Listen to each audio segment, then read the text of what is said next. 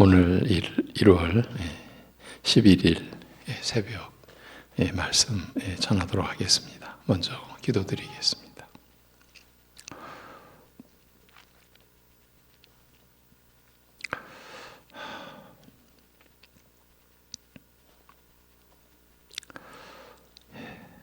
밤과 낮을 주관하시고 어둠과 빛의 모든 세계도 홀로 다스리시는 우리 아버지 하나님, 그 온전하심과 전능하심으로 그리고 충만하신 선하심과 인자하심으로 우리를 품어주시고 우리와 함께 있기를 원하시며 또 그 뜻을 이루어 가시며 그 작정을 기뻐하시는 하나님의 사랑과 은혜 안에서 오늘도 이 한 주간도 주님의 나라인 교회가 보호함을 입고 지체된 모든 성도들이 주의 인도하심을 받을 때에 늘 주의 말씀으로 우리에게 일어난 그리고 앞으로도 하나님의 언약대로 이루어질 그 하나님의 역사를 우리가 즐기며 감사하며 또 기대하고 소망하며 살 수 있는 심령들, 자지 않고 주님 앞에서 깨어있는 심령들 될 수 있게 인도하여 주옵소서. 예수님의 이름으로 기도합니다. 아멘. 이제 데살로니가 전서로 다시 돌아와서 데살로니가 전서 5장 7절에서 11절, 데살로니가 전서 5장 7절에서 11절 보도록 하겠습니다.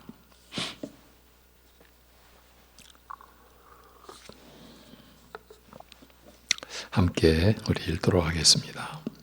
다 같이. 자는 자들은 밤에 자고 취하는 자들은 밤에 취하되 우리는 낮에 속하였으니 정신을 차리고 믿음과 사랑의 호심경을 붙이고 구원의 소망의 투구를 쓰자. 하나님이 우리를 세우심은 노하심에 이르게 하심이 아니요 오직 우리 주 예수 그리스도로 말미암아 구원을 받게 하심이라.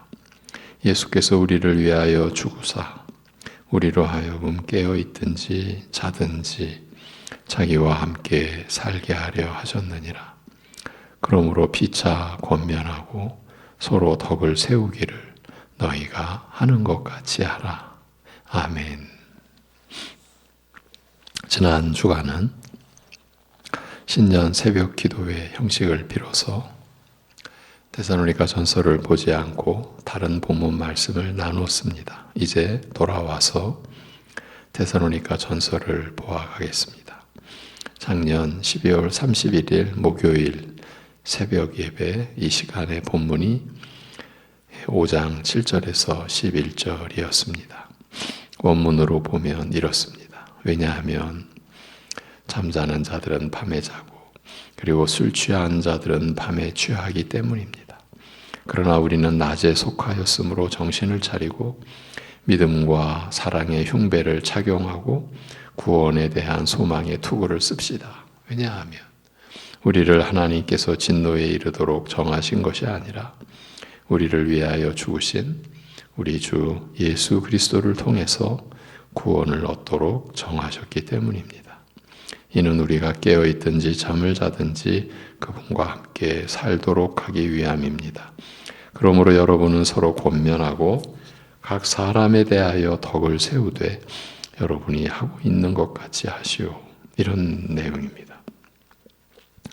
9절에서 바울은 우리가 밤과 어둠에 속하지 않고 낮에 속하였으므로 정신을 차리고 믿음과 사랑의 흉배를 착용하고 구원에 대한 소망의 투구를 쓰자고 한 그 이유를 제시합니다. 그것은 우리를 하나님께서 진노에 이르도록 정하신 것이 아니라 우리를 위하여 죽으신 우리 주 예수 그리스도를 통하여 구원을 얻도록 정하셨기 때문이라는 것입니다. 그리고 이렇게 작정하신 하나님의 뜻을 설명하는데 이는 우리가 깨어있든지 잠을 자든지 그분과 함께 살도록 하기 위함이라고 하였습니다. 이제 이 본문을 가지고 지난 시간 이렇게 마무리를 했습니다. 사도 바울은 이는 우리가 깨어있든지 잠을 자든지 그분과 함께 살도록 하기 위함입니다. 그러므로 여러분은 서로 권면하고 각 사람에 대하여 덕을 세우되 여러분이 지금 하고 있는 것까지 하시오라고 권고합니다. 우리말 성경은 예수께서 우리를 위하여 죽으사 우리로 하여금 깨어있든지 자든지 자기와 함께 살게 하려 하셨느니라고 합니다. 우리 신자들이 육신으로 살고 있든지 육신의 장막을 벗을 때이든지 자기와 함께 살게 하시려고 우리를 위하여 죽으셨다 하는 점을 강조하고 있습니다. 그렇습니다. 지금 우리는 우리 주 예수 그리스도와 함께 살고 있는 것입니다.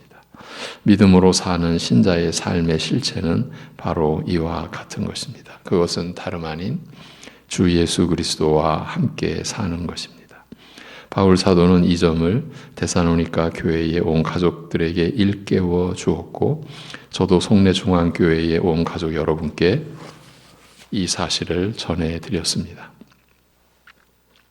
그러면서 모든 시대의 교회의 본이 되는 데살로니가 교회에 보내진 서신을 통해서 지난해 우리는 참 많은 것을 느꼈고 참 많이 회개도 했는데 새해에도 데살로니가 전서에 이어 또 후서를 통해서 우리가 더 깨닫고 더 회개하며 더 새롭게 주님께로 향해 나아가자고 말씀드렸습니다.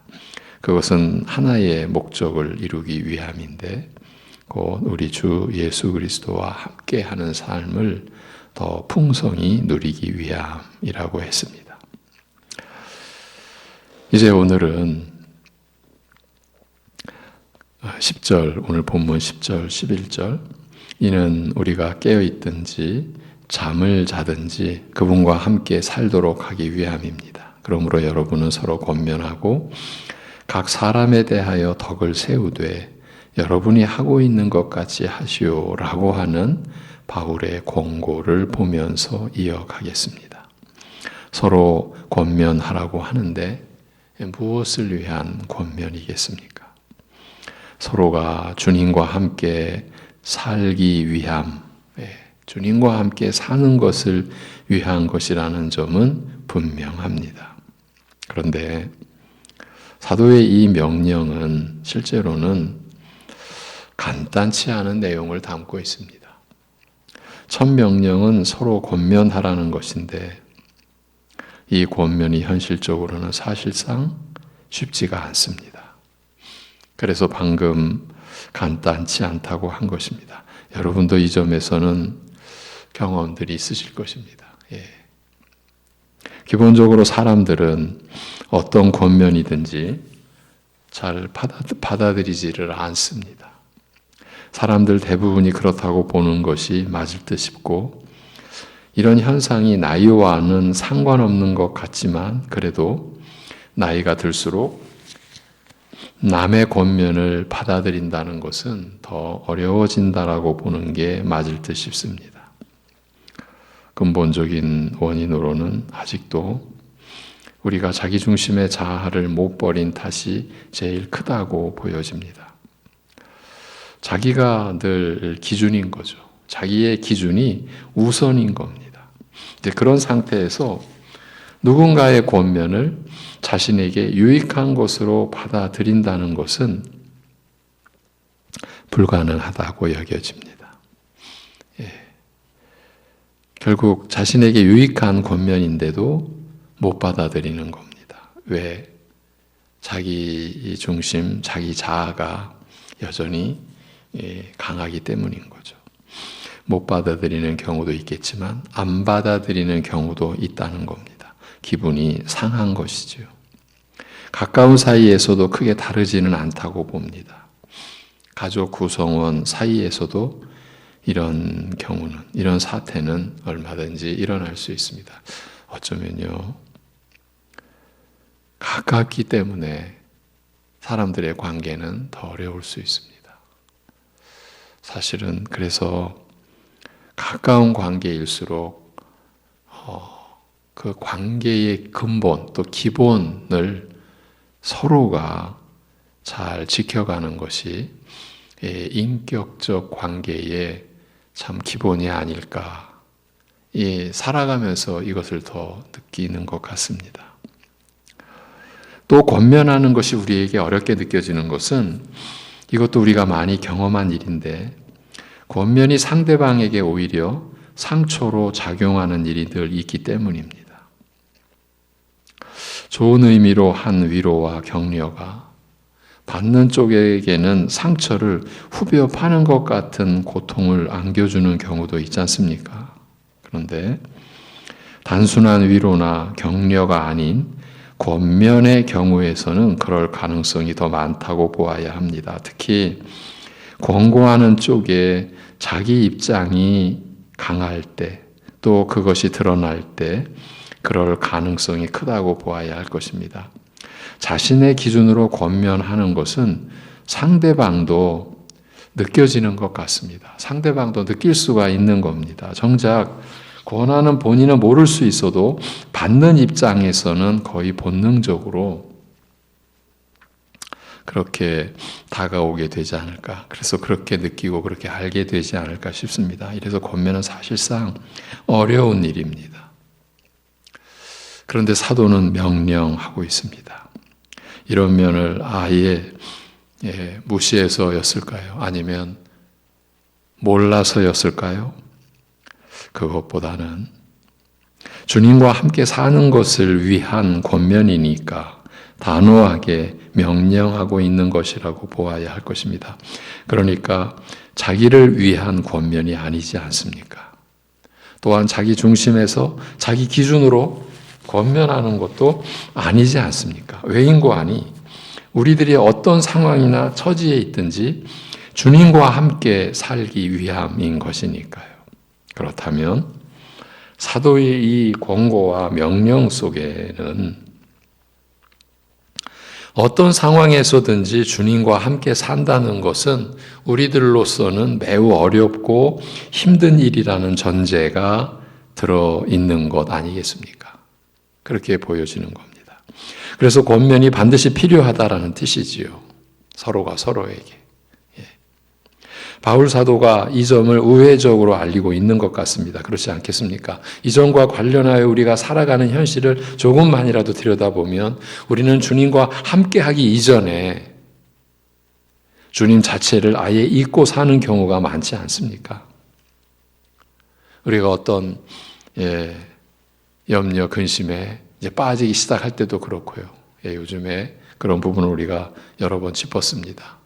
염려와 근심되는 일이 일어나면 주님께 오히려 더 매달리는 것보다는 오히려 우리식으로 우리가 원하는 그 뭔가를 빼앗길까 봐. 그래서 우리 중심으로 우리는 더 근심에 빠지는 그런 경우도 있고 그러면서 잊어버리는 거죠. 그러면서 때로는 화가 치밀어 오르고 어떤 노함에 우리가 빠져들어갈 때 주님이 나의 주인이시라는 사실도 우리는 망각하게 되는 거죠. 그 화의 주인공은 내가 되는 거죠.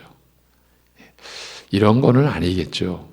야, 지금 화가 나는데 이 화 나는 부분에서는 주님이 주인 노릇하시는 것이 아무래도 불편하실 것 같으니까 제가 주인 노릇하지요. 이런 경우는 주님은 좀 모른 척 하시는 게 아니면 아예 빠져 계시는 게 좋으실 것 같습니다. 그리고 그것이 제가 주님을 주님으로 여겨드리는 방식인 것 같습니다. 이 화는 제가 내겠습니다. 이런 경우는 없겠죠. 그냥 제가 꾸며본 겁니다. 우리는 우리가 화를 내는 거죠. 내가 주인인 거죠. 그런 것들이 결국은 다 그야말로 우상 숭배인 자기 탐심이죠. 자기 탐심에 우리가 빠졌을 때 주님과 함께하기 이전에 주님 자체를 아예 우리는 잊고서 좀 노골적으로 표현하자면 무시하는 거죠. 그런 상태로 있는 경우가 많지 않습니까? 그래서 사도가 권면하라고 우리에게 명령을 내리고 있는 것입니다. 이제 이런 차원을 우리가 염두에 두면서 다시 우리가 주의 깊게 사도의 권고를 살펴보면 피차 권면하라고 한 점이 참 특이하게 여기서 다가오는 것을 느낍니다. 서로 권면하라는 명령인 것입니다. 그야말로 하나님의 말씀으로 우리에게 주어진 사도 바울의 이 권고는 너무 합당하다라고 여겨집니다. 서로 권면하라고 했으니까요. 그러니까 너, 나 할 것 없이 누구나 이 점에서 우리는 연약하다. 우리는 틈만 나면 실족하고 실패할 수 있다. 뭐에 대해서? 주님과 함께 살아가는 면에 있어서. 그러니 너나 할 것 없이 연약하다라는 겁니다. 조금 앞선다고 보여지는 성도도 권면을 받지 않으면 안 되는 연약함을 지니고 있다라는 뜻입니다. 4장 18절에서도 그러므로 이러한 말로 서로 위로하라고 했습니다. 어떤 맥락에서 이 구절이 나온 것인지를 보시면 고개가 끄덕여지실 겁니다. 바로 앞에 그 후에 우리 살아남은 자들도 그들과 함께 구름 속으로 끌어올려 공중에서 주를 영접하게 하시리니 그리하여 우리가 항상 주와 함께 있으리라고 하고서 바울 사도는 그러므로 이러한 말로 서로 위로하라고 한 것입니다. 그러니까 우리 신자들은 서로 위로할 내용을, 서로 위로할 믿음의 내용을 지니고 있다라는 뜻입니다. 그 내용인즉 우리가 항상 주와 함께 있으리라는 것입니다. 이보다 더 큰 위로가 이 세상 안에 있겠습니까? 그러니까 여기서도 서로 위로하라는 것은 자기의 것으로 위로하라는 뜻이 아니죠.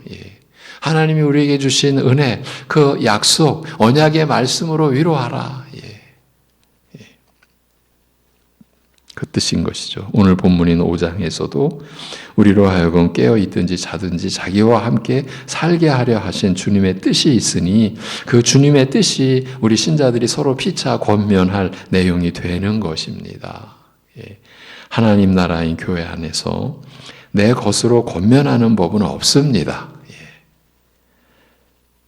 바울 사도가 그런 명령을 내릴 리는 없습니다. 명백한 주님의 뜻이 있으니 그것도 어떤 처지에서도 우리로 하여금 자기와 함께 살게 하려 하신 이 주님의 뜻이 있으니, 이 은혜로운 주님의 뜻이 있으니 이대로 살기 위해서 서로가 권면하여야 한다는 것입니다.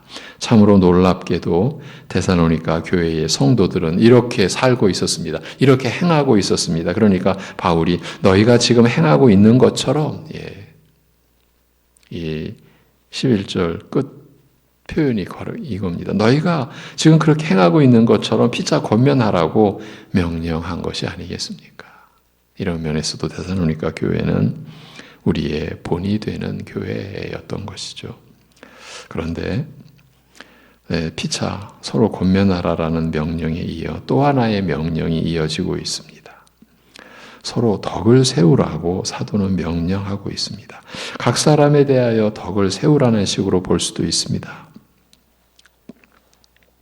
여기처럼 성경 말씀에서 이 덕이라는 표현을 우리가 맞이할 때마다 늘 곤혹스럽다라는 느낌을 갖게 되는데 왜냐하면 명확한 뜻이 쉽사리 떠오르지 않기 때문입니다. 무슨 뜻인지 물론 대략적으로는 일반적으로 말하면 나쁜 소리는 아니죠. 분명히 선한 말씀이다. 이런 이제 대략적인 뜻은 우리가 갖고 가겠지만 명확한 뜻이 무슨 말씀을 하시려는 것인지 분간이 잘 안 되기 때문입니다. 그래서 원문을 다시 살펴보니까 이제 의외의 번역이 나옵니다. 단순하게 서로를 세우라는 뜻입니다. 그러니까 서로 덕을 세우라고 한 것보다는 그저 서로 세우라고 바울은 명령한 것입니다. 이제 좀 세밀하게 우리가 들여다보는 노력을 좀 기울이자라는 건데 서로 덕을 세우라라고 하면 각자 자신이 가지고 있는 자신의 덕, 이제 덕은 인간의 도리를 수행하는 어떤 성품, 인격, 그리고 내가 누구의 덕을 좀 봤지, 이제 이럴 때는 내가 덕을 좀 입었지라고 할 때는 이 덕이 은혜라는 뜻이 되는 거죠. 내가 누구 덕택이야, 이렇게 우리가 표현 쓰지 않습니까? 그게 다 한문 용어로는 덕이라는 말이 쓰여지는 거거든요. 그러니까 서로 덕을 세우라라고 하는 말씀을 우리가 생각할 때는 각자가 지닌 선한 어떠한 성품을 세워라, 이렇게 우리가 볼 수 있는데, 본문은 오히려 중심이 자기에게 있지 않고 서로에게 있는 거예요. 서로를 세워라, 이렇게 되는 거죠. 그래서 이제 바른 성경 번역, 우리 한글 성경은 아예 서로 세워라, 서로를 세워라, 이렇게 번역을 했어요.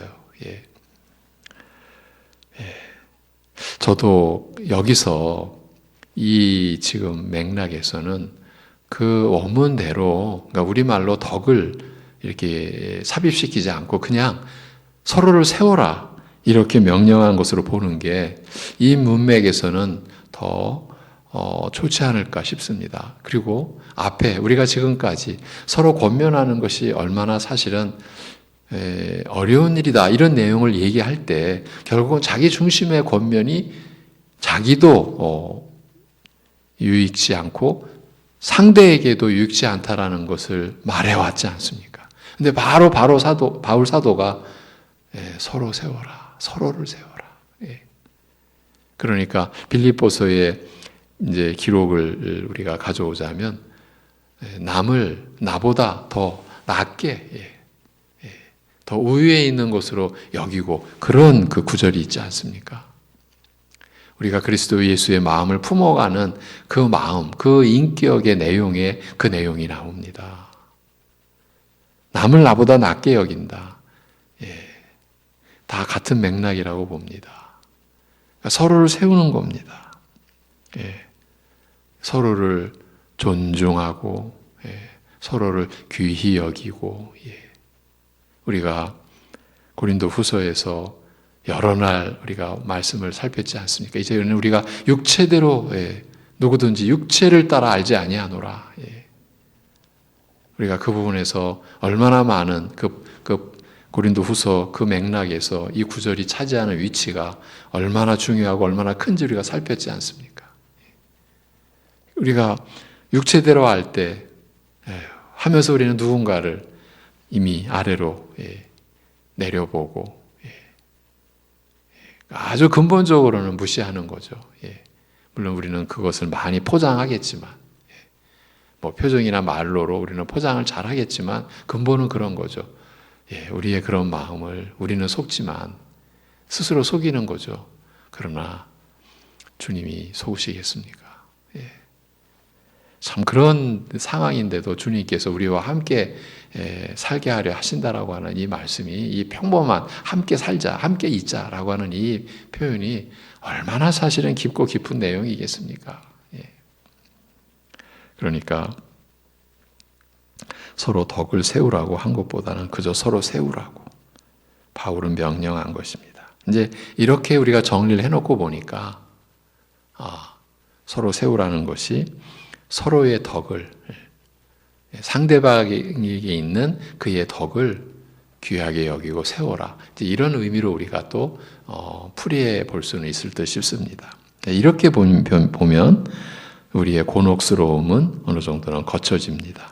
새벽 안개가 태양이 떠오르면 슬그머니 사라지듯이 원문에 가까운 의미를 찾으면서 애매한 구름이 거쳐지는 겁니다. 이제 정리를 해보면 서로 권면하는 것은 서로를 세우기 위함이라는 이해를 우리가 가질 수 있는 겁니다. 처음부터 우리 신자들이 서로 권면하는 것은 서로를 세우기 위한 목적으로 행해지는 것이어야 한다고 사도 바울은 명시해 놓은 것입니다. 나를 세우는 것이 아닙니다. 내가 당신보다 잘하고 있지? 그거 드러내려고 권면하는 것이 아니라는 겁니다. 나를 세우는 것이 아닙니다.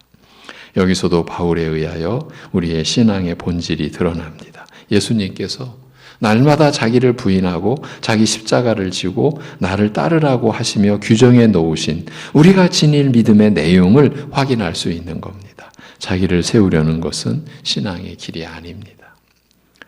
자기 목숨을 찾으려는 자는 잃을 것이라고 했습니다. 나를 위하여 자기 목숨을 잃는 자는 찾을 것이라고 하시지 않았습니까? 얻을 것이라고 하시지 않았습니까?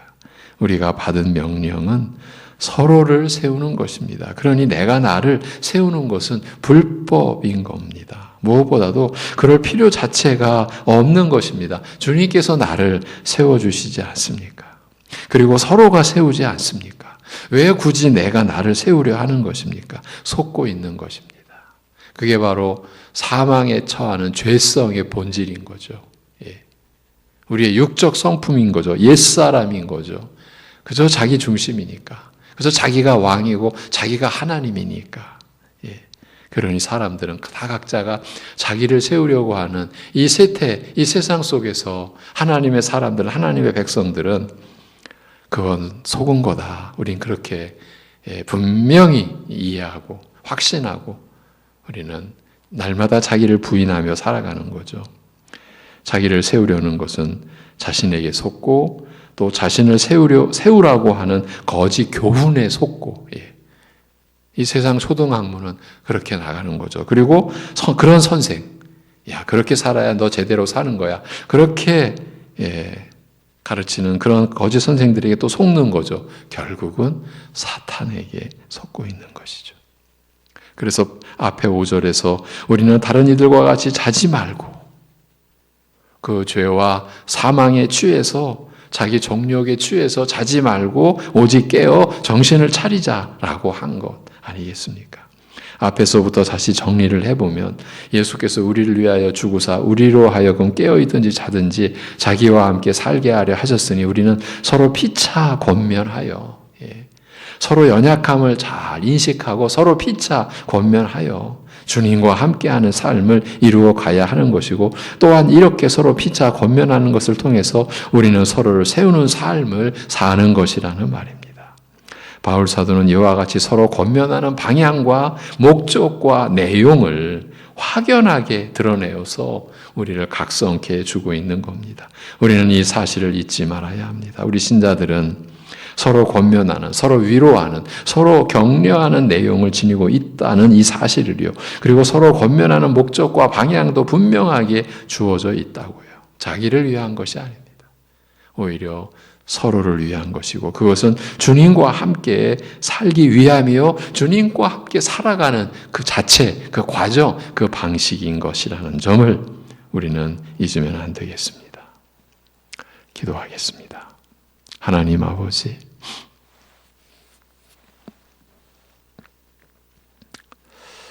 하나님의 말씀 앞에서, 그것도 율법 앞에서 우리가 참 어떤 존재인지, 사실은 하나님 앞에 서서는 안 될, 설 수 없는, 사실 우리에게 이런 일이 있어서는 안 될 그런 악하고 그런 패역하고 그렇게 부정하고 그렇게 부패하고 불결한 그런 존재임을 인식시켜 주시면서 그러면서도 그런 우리를 긍휼히 여겨주시고 우리로 하여금 그 죄악으로 인하여 하나님 앞에 엎드릴 수 있는 어쩌면 가장 근본적인 담대함을 우리에게 허락하여 주셔서 우리가 주의 죄사함의 은혜를 입은 사실을 믿도록 하여 주시고 또 우리를 새롭게 새 사람으로 새 생명으로 살아가는 영원한 존재로 빚어주시는 하나님의 사람다움과 하나님의 자녀로서의 형상으로 우리가 자라가도록 일어나도록 그렇게 변화되어 가도록 날마다 끊임없이 기다리시며 은혜 베풀어 주심을 감사드립니다. 우리가 말로써 우리가 가족과 또 이웃 교우들에게 얼마나 많은 아픔과 상처를 안겼는지를 우리가 생각하며 하나님 앞에 회개하며 용서를 빌며 이제 우리의 그 생애는 그렇게 해서 우리에게 벌어졌던 틈 서로에게 상처를 주었던 그 흔적들을 우리가 서로 싸매며 서로 진정으로 위로하며 나를 위한 것이 아니라 내가 높이 있어서가 아니라 우리 서로가 다 연약하기에 서로 사랑하기에 그래서 서로의 허물을 덮어주며 그러면서 서로에게 성령께서 주시는 진정한 은혜 안에서 서로를 세우기 위한, 서로를 존중하기 위한, 서로를 신뢰하기 위한 그러한 위로와 격려와 권면을 나눌 수 있는 우리 교회요, 또 우리 성도들 가정이요, 우리 성도들의 그 중심이 그러한 하나님의 사람 됨으로 세움을 입어갈 수 있도록 은혜를 베풀어 주시옵소서. 하나님 아버지, 우리에게 은혜를 베풀어 주셔서 지금의 이 어려움을 우리가 함께, 우리 온 국민들이 함께 극복해 가며 인내해 가면서 우리가 서로 함께 교제하며 사는 일상이 회복되고 무엇보다도 우리가 함께 모여 예배드리는 우리의 본연의 삶이 곧 회복될 수 있는 은혜를 허락하여 주시옵소서. 우리 주 예수 그리스도의 이름으로 감사하며 기도 올리옵나이다. 아멘.